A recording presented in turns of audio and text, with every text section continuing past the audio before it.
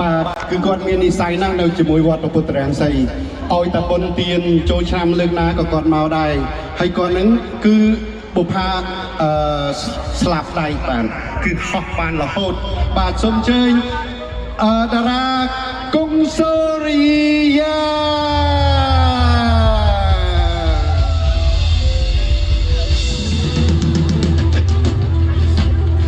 បាទមកពីគុំទៅបាទ King សូរិយាបងប្អូនណាកុំច្រឡំខ្ញុំច្រឡំទេបាទនេះជា King សូរិយាបាទបាទអរគុណចាបងបាទសូមអរគុណបាទអញ្ចឹងមិនសិនមិញបងប្អូនបានមកដល់ហើយគឺបងប្អូនដូចមិនសូវច្រើនណាចាអរគុណបងប្អូនទាំងអស់គ្នានេះខ្ញុំសូមគោរពជម្រាបសួរដល់ពុកម៉ែបងប្អូនចាដែលអញ្ជើញមកពីគ្រប់ទិសទីចានេះខ្ញុំជា10ឆ្នាំចាអត់បាន perform សម្រាប់បងប្អូនទាំងអស់គ្នាទេហើយក៏អរគុណសម្រាប់ការចូលរួមយ៉ាងច្រើនកកករបស់បងប្អូនដូចជាបងប្អូនមកពីចម្ងាយចាឮថាអ្នកខ្លះគាត់ធ្វើដំណើរ5 6ម៉ោង7ម៉ោងដើម្បីមកចូលរួមនៅក្នុងកម្មវិធីរបស់វត្តព្រះពុទ្ធរាំងសីហើយក៏ដូចជាបានជួបជាមួយនឹងខ្ញុំចាតែខានជួបជាមួយពុកម៉ែបងប្អូនយូរមែនទែនប៉ុន្តែទោះជាជាង10ឆ្នាំមុនដែលនាងខ្ញុំបាន perform នៅសហរដ្ឋអាមេរិកនេះក៏អត់ដែរបានមកដល់វត្តព្រះពុទ្ធរាំងសីដែរក៏អត់បានមកនៅទីក្រុង New Jersey នេះដែរចាហើយនេះលើកទី1ចានាងខ្ញុំមកអាមេរិកច្រើនដងប៉ុន្តែនៅតំបន់នេះគឺនាងខ្ញុំមកជាលើកទី1អរគុណសម្រាប់ការចូលរួមយ៉ាងច្រើនកកកហើយនេះក៏ដូចជាការចូលរួមចំណែកដើម្បីធ្វើបុណ្យចាតាមសទ្ធារបស់បងប្អូនដែលអញ្ជើញចូលរួមនៅក្នុងកម្មវិធីបុណ្យចូលឆ្នាំខ្មែរចាតាមប្រពៃណីតាមបែបខ្មែររបស់យើងតែម្ដងដែលបងប្អូនប្រជាពលរដ្ឋខ្មែរយើងទាំងអស់តែងតែប្រពៃជារៀងរាល់ឆ្នាំហើយសទ្ធាបុណ្យនេះគឺជាទឹកចិត្តរបស់បងប្អូនជាសទ្ធារបស់បងប្អូនចាបានបុណ្យកុសលទាំងអស់គ្នាបានមកចូលរួមបងប្អូនក៏អាចចូលរួមបច្ច័យសម្រាប់កសាងព្រះវិហារដែលវត្តព្រះពុទ្ធរាំងសីគាត់មានគម្រោងចានឹងកសាងព្រះវិហារមួយសម្រាប់ប្រជាពលរដ្ឋខ្មែរយើងទាំងអស់ដែលជាជនជាតិខ្មែរទាំងអស់គ្នាដែលបានចំណាក់ស្រុកហើយមករស់នៅប្រទេសអាមេរិកនេះផងដែរចានេះខ្ញុំក្នុងឱកាសបុណ្យចូលឆ្នាំថ្មីនេះសូមគោរពជូនពរដល់ពុកម៉ែបងប្អូនដែលជាប្រជាជនខ្មែរទាំងអស់គ្នាសូមឲ្យមានតែសេចក្តីសុខសេចក្តីចម្រើនសិរីសួស្តីនិងសុភមង្គលសុខភាពល្អគ្រប់ក្រុមគ្រួសារផងដែរហើយនេះខ្ញុំសប្បាយចិត្តខ្លាំងមែនទែនដែលបានវិលត្រឡប់មកសម្ដែងជូនបងប្អូនទាំងអស់ចានៅសហរដ្ឋអាមេរិកដែលសុទ្ធសឹងតែជាប្រជាជនខ្មែរយើងទាំងអស់ស្រឡាញ់ខ្មែរគាំទ្រខ្មែរទាំងអស់គ្នាអរគុណសម្រាប់ទឹកចិត្តដ៏ថ្លៃថ្លារបស់ពុកម៉ែបងប្អូនផងដែរចាអរគុណច្រើនចាសុខតែដៃមួយបាទសុខលីបាទចាសូមជម្រាបសួរម្ដងទៀតពុកម៉ែបងប្អូនចានាងខ្ញុំលីសុកនីជាអ្នកចម្រៀងនៅប្រទេសបារាំងសូមលំអរកាយជម្រាបសួរពុកម៉ែបងប្អូនទីចិត្តទីឆ្ងាយទាំងអស់គ្នាដែលមានវត្តមាននៅថ្ងៃនេះពិតជារំភើបខ្លាំងមែនទែននាងខ្ញុំមានកិត្តិយសខ្លាំងណាស់តែបានសមាគមខ្មែរយើងវត្តព្រះពុទ្ធរាំងសីបានអញ្ជើញមកច្រៀងលើកទី2ហើយពិតជាមានកិត្តិយសខ្លាំងមែនទែនហើយក៏មានអារម្មណ៍ថាលើកនេះកក់ក្ដៅខ្លាំងមែនទែនឃើញវត្តមានពុកម៉ែបងប្អូនយើងច្រើនយ៉ាងច្រើនកកសូមអរគុណចាអរគុណខ្លាំងមែនទែនដែលបានអញ្ជើញមកចូលរួមចាសូមអរគុណចាសូមអរគុណសូមផ្ទះដៃមួយអូខេចាសូមអរគុណដល់ស្ដេចយើងម្ដងស្ដេចសូរិយាបានសូមគោរពជំរាបសួរចាខ្ញុំរំភើបចិត្តរំជួយចិត្តព្រោះថាតាំងពីមកពីស្រុកខ្មែរមកទឹកអីគឺអត់បានគេសោះព្រោះយប់អត់គេងថ្ងៃងុយគេងបជាគ្នាចាក៏ពិតខ្ញុំគីងសូរិយាផ្ទះពិតប្រកបនៅ California ចា Long Beach ខ្ញុំនៅ Long Beach 21ឆ្នាំបង្កើតកូនបាន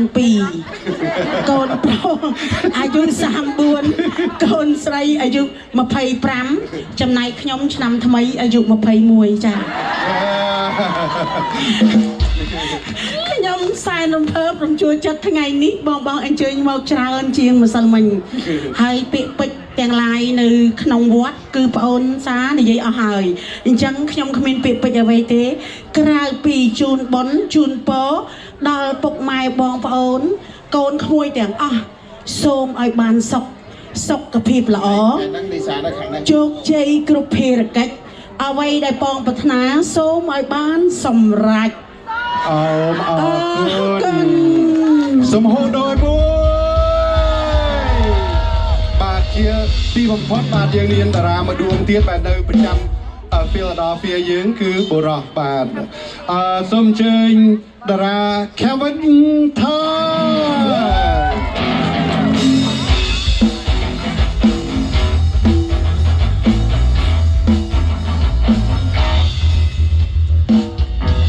បាទខ្ញុំបាទសូមគោរពសួរសុខទុក្ខដល់ពុកម៉ែបងប្អូនទាំងអស់គ្នាបាទសួស្តីឆ្នាំថ្មីហើយសង្ឃឹមថ្ងៃនេះមេឃនឹងល្អជាងម្សិលមិញបាទខ្ញុំមើលព្រឹកមិញនេះគេថាប្រហែលម៉ោង3មានពលឺថ្ងៃដូច្នេះយើងសប្បាយរហូតដល់ម៉ោង6បាទដូច្នេះខ្ញុំបាទសូមអរគុណច្រើនបាទរហូតដល់សូរិយាអស់ជើងអស់ដៃដើមរួចបោះឈុងលាក់កន្សែងងាប់ហើយកមុំកូនយ៉ាក់ឈ្នះទាំងអស់បាទអូខេបាទអញ្ចឹងបងប្អូនរៀបចំរំលេងសប្បាយទាំងអស់គ្នាសូរិយា Non stop យេមិនភ្លេចជំរាបជូនបើហើយថាបើគីងសូរិយានៅកាលីហ្វ័រញ៉ាឡង់ប៊ិច21ឆ្នាំហើយចុះមិនបានមកពីស្រុកខ្មែរចាគឺខ្ញុំទៅនៅស្រុកខ្មែរបាន8ឆ្នាំវិញហើយចាបងថាវិញក្តាមស្រែបងឈឺគ្នាបងឈឺហើយព្រោះបងអត់ដឹងថាក្តាមឈាមទៅឈឺចាយ៉ាងប៉ុន្តែវិញឈាមក្តាមស្រែសួរបងប្រុសថាបងក្តាមគៀបឈឺអត់ក៏ថាអត់ឈឺទេដល់ពេលសួរចុះសួរឡើងក៏ថាអត់ដែរក្តាមគៀបទេហើយថ្ងៃនេះក៏ថាគាត់សុំបត់ក្តាមស្រែម្ដងទៀតគាត់ថាបើសិនតែសុំបត់ក្តាមស្រែម្ដងទៀតថ្ងៃហ្នឹងគាត់ឈឺហើយព្រោះក្តាមគៀបហើយគាត់ដឹងហើយមែនអត់បងបាទចាមិនសមវិញហើយចង់ដឹងបងចេះមិនសមវិញក្តាមអត់គៀបទេបងអត់ដឹងឈឺទេហើយចុះយប់វិញបងមិនបានដឹងថាក្តាមគៀបទេក្តាមវាធំពេកនោះគៀបមែនយប់វិញបងទៅវិសល់ខ្លួនឯងក្តាមគៀបមិនដឹងឈឺមែនបងបាទត្រូវហើយអរគុណបងអរគុណច្រើនដំបងនេះ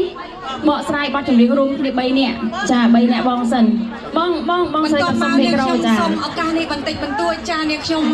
សូមស្នើបងប្អូនភ្ញៀវកិត្តិយសនិងពុទ្ធបរិស័ទទាំងអស់ដែលបានអញ្ជើញមកលេងនៅវត្តយើងនៅថ្ងៃបុណ្យចូលឆ្នាំថ្មីនេះបើបងប្អូនមានសទ្ធាជួយឧបត្ថម្ភខាងសិល្បៈយើងគឺជាបេះដូងដែលគាត់បានអញ្ជើញមកពីឆ្ងាយចាបើមានសទ្ធាជ្រះថ្លាសូមអញ្ជើញមកជួយឧបត្ថម្ភពួកគាត់ចា Ladies and gentlemen, I'm here taking a little time to inform you guys. If you have any donation, we would love to greatly appreciate it. We accept the donation for our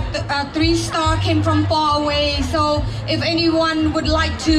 give some donation, please come up to the front and put in this ball. Make sure fill it up today. Thank you so much. Wish you all have a great day and have a good time in New Year. Happy New Year in the family. Thank you so much. កូនអរគុណច្រើនអរគុណចាអរគុណ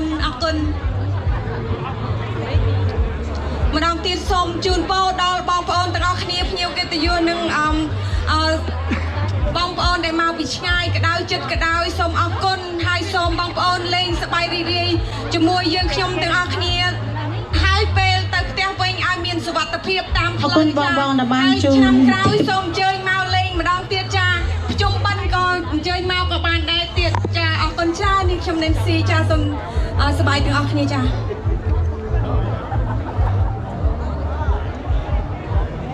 ចាសូមអរគុណបងដែលបានជូនកាដូយើងខ្ញុំទាំង3នាក់សូមអរគុណសូមជូនពរបងសូមឲ្យមានសុខភាពល្អ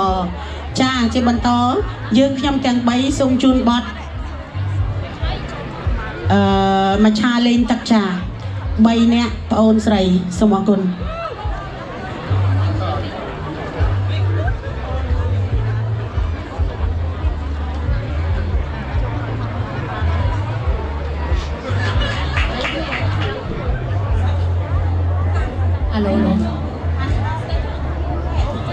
ចា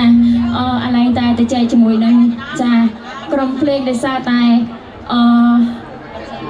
លើកទី1ដែលខ្ញុំបានមកសម្ដែង ហើយក៏អត់បានសំភ្លេងហើយក៏មិនដែលបានស្គាល់គ្នាអញ្ចឹងហើយត្រូវតែចែកគ្នាបន្តិចដោយសារតែដើម្បីឲ្យមានបទចម្រៀងច្រៀង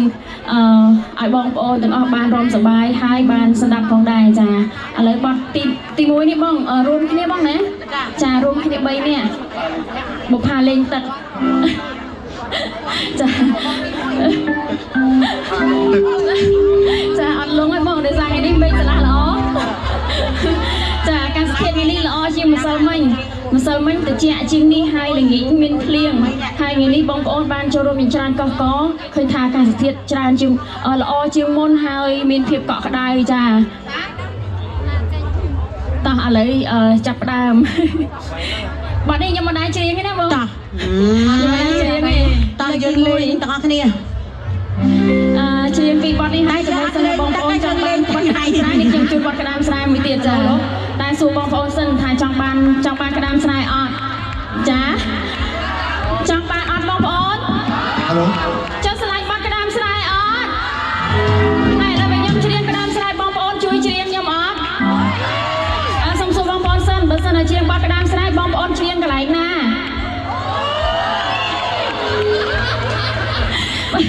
នេះខ្ញុំឲ្យច្រៀងបទក្ដាមស្រែបងប្អូនឆ្លាញ់តែកន្លែងហ្នឹងឯងត្រូវទេបាទឥឡូវសុំទាំងអស់គ្នាមួយមើលសុំឲ្យខ្លាំងតិចទៀតចាបងប្អូនស្រ័យទៅដើម្បីបាត់ល្ងាឥឡូវសុំកាត់អាសាមិនក៏ឆ្លាញ់តែកន្លែងអ៊ូយចាកន្លែងអត់យកទេអីអាកន្លែងអ៊ូហ្នឹងវាឈឺកន្លែងអ៊ូយឈឺហើយបងឯងចង់ឲ្យអាសាគៀបអាសាឲ្យគៀបអត់ទេមិនសិនមិញបងគាត់ទៅដកពិសោធន៍ហើយឯងចាក្ដាមគៀបអត់ឈឺដល់ពេលយប់មិញហ្នឹងគាត់ទៅឲ្យក្ដាមគៀបឥឡូវគាត់ដឹងឈឺហើយចាម្យ៉ាងដែរចាមិនសិនមិញសួរគាត់ឆ្ងល់គ្រប់គ្នាហ្មងថាបងក្ដាមគៀបឈឺអត់មិនក៏ក្ដាមគៀបអត់ឈឺអត់ដែរក្ដាមគៀបផងចាក្ដាមគៀបកុំថាឡើយក្ដាមនៅស្រុកអាមេរិកចានៅក្ដាមស្រែបងគៀបក៏ឈឺដែរណាចាគៀបអត់លែងទេឈឺខ្លាំងដាច់សាច់ហ្មងណាដាច់សាច់ហ្មងចាអូខេអរគុណបងប្អូនទាំងអស់គ្នាឥឡូវស្ដាប់បាត់មច្ឆាលេងទឹកសិនណាមច្ឆាលេងទឹកសិនហើយចាំនឹងខ្ញុំជូនបទក្ដាមស្រែជូនដល់បងប្អូនទាំងអស់គ្នាចាដើម្បីបើកដំបងបើកឆាកដំបងបើកឆាកដំបងអាម៉េចទេចាតោះចាប់ផ្ដើមតោះ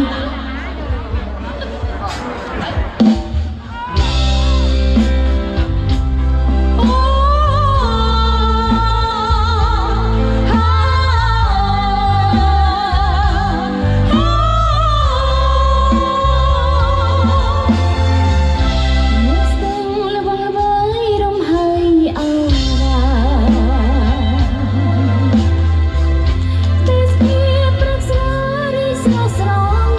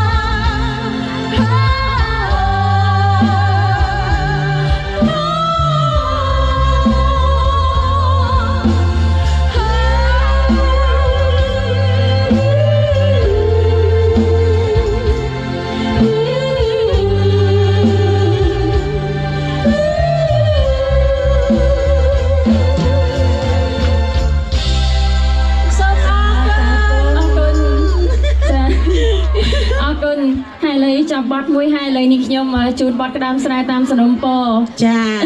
នៅចង់ស្ដាប់ទៀតអត់បងប្អូនចាអូយបងប្អូននេះពេញចិត្តក្តាមស្រែចាក្តាមស្រែថ្ងៃនេះមកដល់អាមេរិកហើយជួបជាមួយបងប្អូនទាំងអស់គ្នាបានទទួលការស្រឡាញ់ពីបងប្អូនទាំងអស់គ្នាគ្រប់គ្នាតែម្ដងអញ្ចឹងមានភាពកក់ក្ដៅខ្លាំងមែនទែនឥឡូវនេះខ្ញុំជាបត់ក្តាមស្រែបងប្អូនកុំភ្លេចច្រៀងកន្លែងណាដែលបងប្អូនស្រឡាញ់បានអត់បងប្អូនឥឡូវបើបានសុំសម្លេងហោឲ្យខ្លាំងមួយហោឲ្យខ្លាំងដើម្បីបាត់ជាសបាយចា ទុកឲ្យអូនសា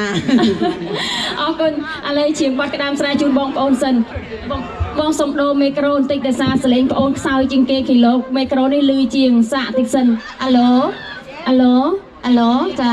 អាឡូបង អាឡូអូន អាឡូបង បាទ លឺឯបង លឺ ចាសលេងខាងនេះលឺឬមកបងខាងបងលឺ លឺខាងបងលឺជាងខាងបងលឺជាង អញ្ចឹង ខាងបងលឺជាង ចាឥឡូវទុកឲ្យខ្ញុំទាំងពីរសិនបងបើខាងណាលឺជាងខ្ញុំច្រៀងខាងហ្នឹង បងមានកតុយ អញ្ចឹងហ៎ចាបងអូខេឥឡូវខ្ញុំច្រៀងទាំងពីរហ្មងបងដើម្បីលឺចាកាន់មីក្រូមកអាមេរិកកាន់មីក្រូច្រៀងទាំងពីរហ្មងអញ្ចឹងមិនបាច់ច្រៀងតែមួយព្រោះឯដោយសារសលេងខ្សោយអញ្ចឹងទៅខ្លាចអត់លឺចាបើសិនជាខាងនេះលឺជាងយកខាងនេះចាអូខេឥឡូវច្រៀងបទក្តាមស្រែជូនបងប្អូនចាអរគុណច្រើន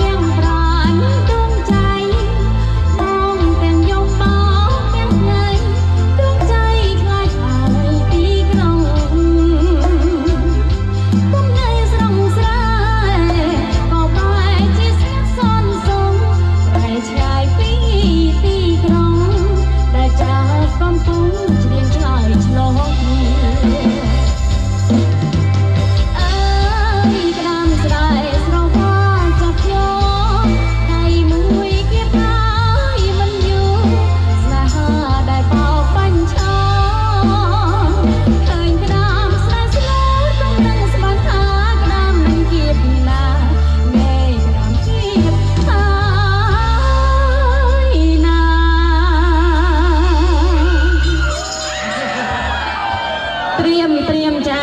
កុំចាំបន្តិចសិននាងខ្ញុំផ្ដើមមុនសិនចាំបងប្អូនតាមកតុយក្រោយអូយអ្នកណាមិនឈឺ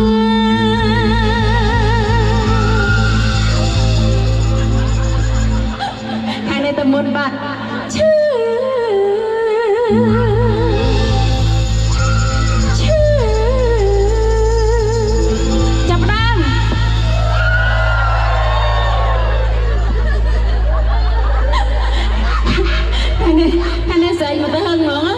ម្ដងទៀតឈឺ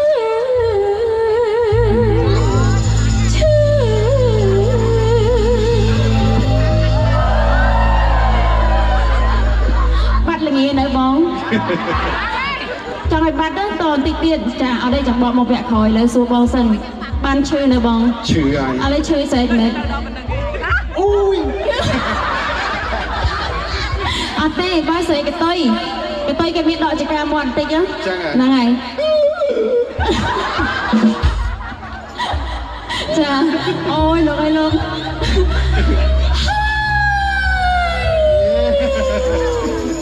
à lạnh nắng á bóng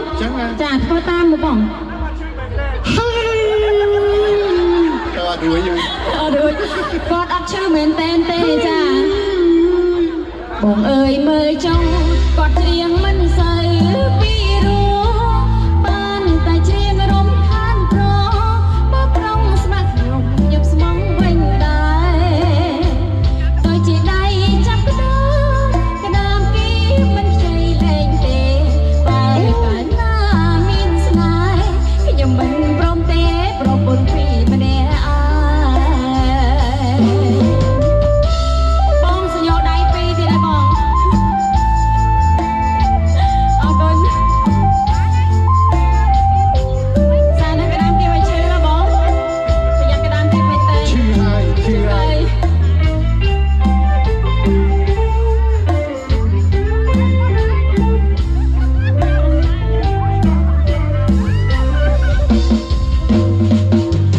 ơi cái đám sẽ đại sẽ đâu có chọc nó đầy mùi cái phai mình yêu sẽ đại hà đại bầu bánh cho thời cái đám sẽ đại sẽ tâm tâm sẽ bắn ta cái đám mình kịp là nghe cái đám kia ai là bánh bông ô khăn đi là lấy trong khăn luôn mà đòn ôi mẹ là mình chưa mẹ càng chơi bên tiệm mà đòn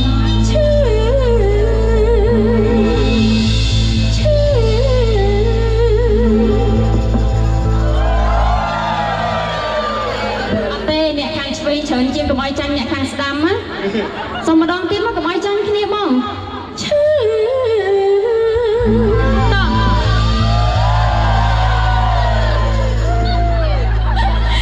khăn đi chớn chim bàn tay chanh khăn lên anh lên xong khăn em đòn tiếp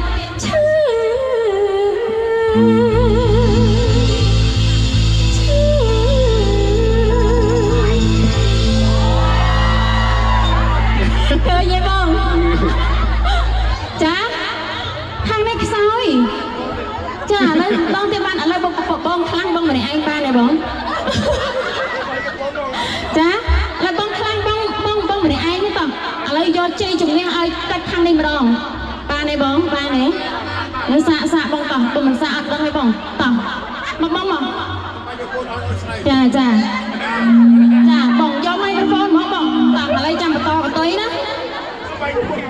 lấy cho đám á nhưng chiều phi tầng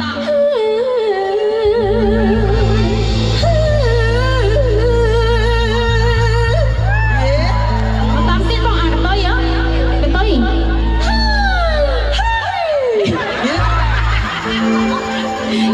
nhung clay còn clay đây cả là nhung về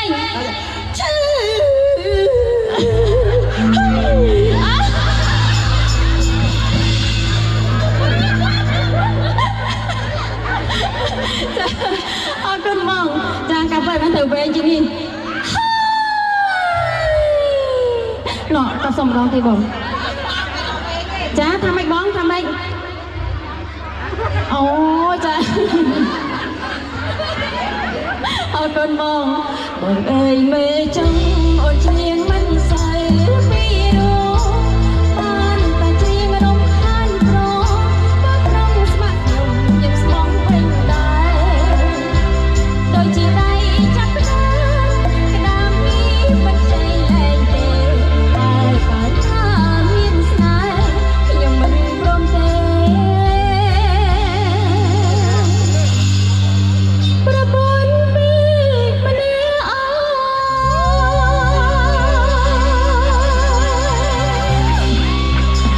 con mong ôn ra សូមអរគុណសូមអភ័យទោសបងប្អូនទាំងអស់គ្នាណាសូមអធិស្ឋាន